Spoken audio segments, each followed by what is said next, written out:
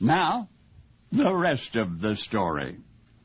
Frances was on her knees now, praying on her knees in front of the kitchen stove. I don't know, Lord, what else to do for my son. But, she whispered, the doctors don't seem to know either. It is a miracle he needs, Frances beseeched, so I am asking you, sir, make one for him. Well, the son in need of a miracle was Walter, age 15, hard-working dishwasher, sometimes busboy at a local restaurant. His problem had started insidiously enough as an infected hangnail. But the infection had spread, and pretty soon Walter was asking, Ma, you think I have to see the doctor? And Frances took a look at the red, swollen finger and promptly declared that indeed he did. By the time Walter could get an appointment, however, the infection had spread even further. The family practitioner, obviously concerned, consulted a colleague. They consulted a surgeon. The finger was gangrenous, all agreed, and so advanced was this condition that the only solution was amputation. Frances was horror-struck. Horror-struck. Surely the doctors had made a mistake, she protested. It was just an infection, after all. Didn't they have some medicine to fix it? But the surgeon assured Frances that the gangrene had progressed to such an extent that they'd be lucky to save her son's arm. The sooner the operation was performed, the better. Frances said she understood, and then she thanked the doctors and took Walter home. And later she asked Walter, do you trust me? He said yes. She said, do you believe that God can heal you? Her son said, of course he did. So quietly, almost solemnly, Frances put the clothing boiler on the gas range and filled it with fresh water and struck a match to ignite the burner, then sank to her knees right there on the kitchen floor.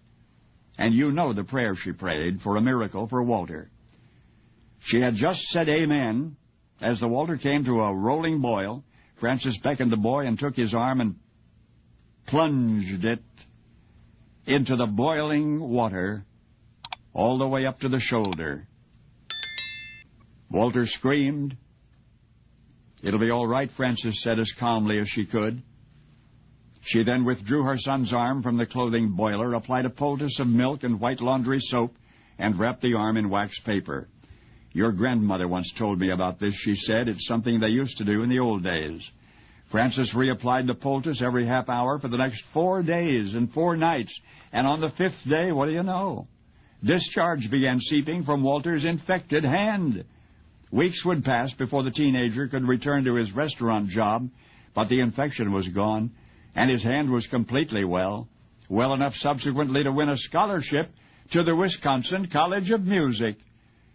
For there had been even more at stake, more incentive than you might have imagined for Walter to keep all of his fingers. But now, whenever you remember the delight he brought to millions, you will recall also a mother kneeling before the blue flame of a gas range, praying that her son might go on to fulfill his destiny. Of course you know Walter. You know him by his last name alone, Liberace. Only now you know the rest of the story. And now the rest of the story. Liberace was born in May of 1919.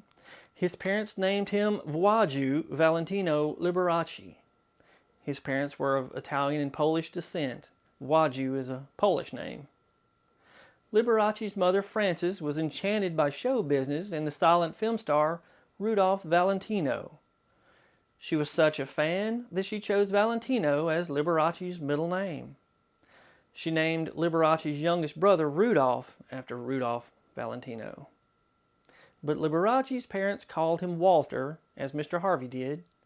Liberace's friends called him Lee. Liberace's parents encouraged their children to play musical instruments. Liberace's father, Salvatore, they called him Sam, played the French horn in a symphony orchestra. Liberace's mother had been a concert pianist before marrying Sam. Sam and Frances often took their children to concerts to expose them to a wide variety of music. At the young age of 4, Liberace began playing the piano.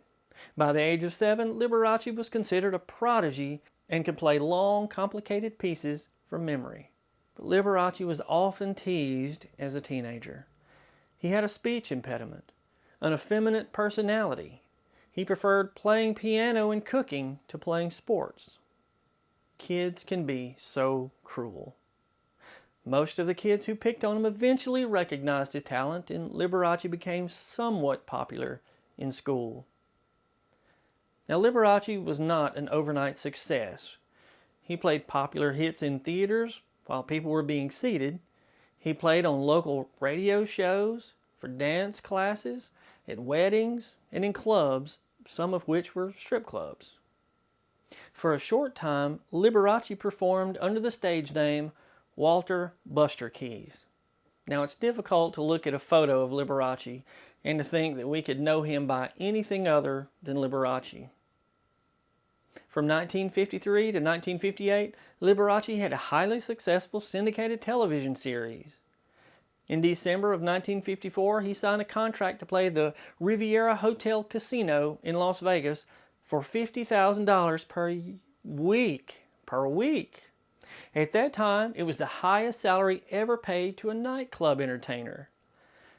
Liberace brought in $50,000 per week when the average yearly salary in America for men was just $3,200.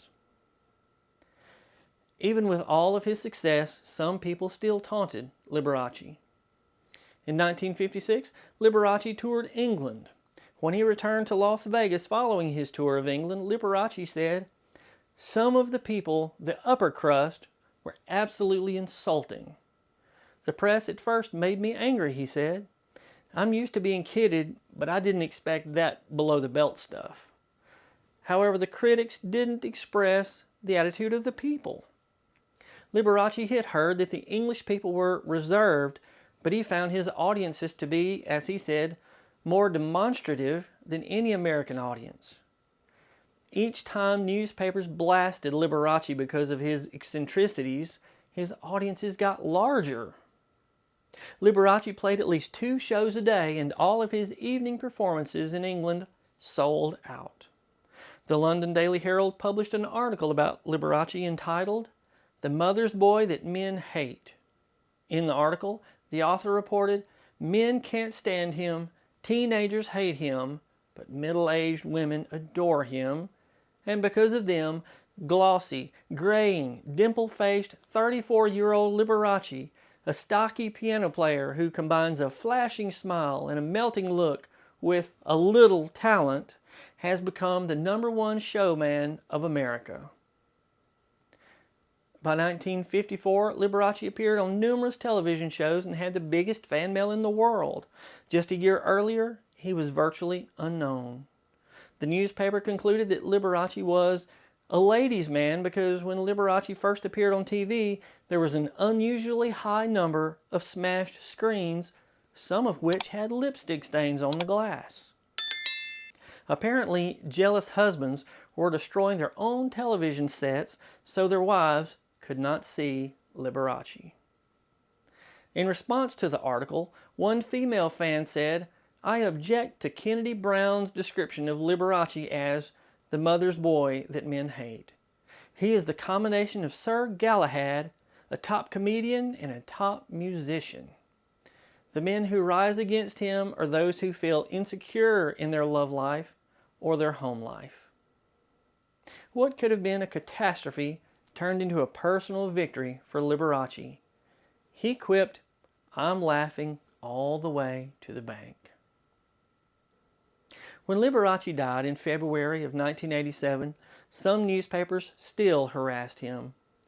But it was what his friends said about him that really gave us an understanding of who Liberace really was. Bob Hope said, "Lee was one of the world's most gifted, popular pianists, a warm soul who contributed years of pleasure to millions. He was my friend for 40 years. Frank Sinatra said, "He was a consummate artist and one of the finest human beings I've known. He was gentle, friendly, warm, and he cared." My old boss, Wayne Newton, said, It really doesn't matter how it ends for any of us. The only thing that truly matters are the hearts and souls we touch along the way. And Liberace touched many hearts. I had great respect for him. Liberace died from age-related pneumonia. You know, most of us are subjected to taunts and bullying from time to time. We, humans, latch on to how someone is slightly different from us and tease them about it. I learned a saying a long time ago that you probably learned as well. Sticks and stones may break my bones, but words will never hurt me.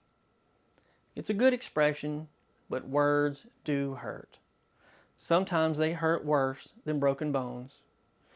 Whether it's an effeminate piano player who likes to cook, or the roughest, toughest, meanest, most black-hearted of souls, always be nice, always be kind, and the world will be a much better place. Don't you think? I'm Brad Dison. Thanks for watching, and as Paul Harvey would say, good day.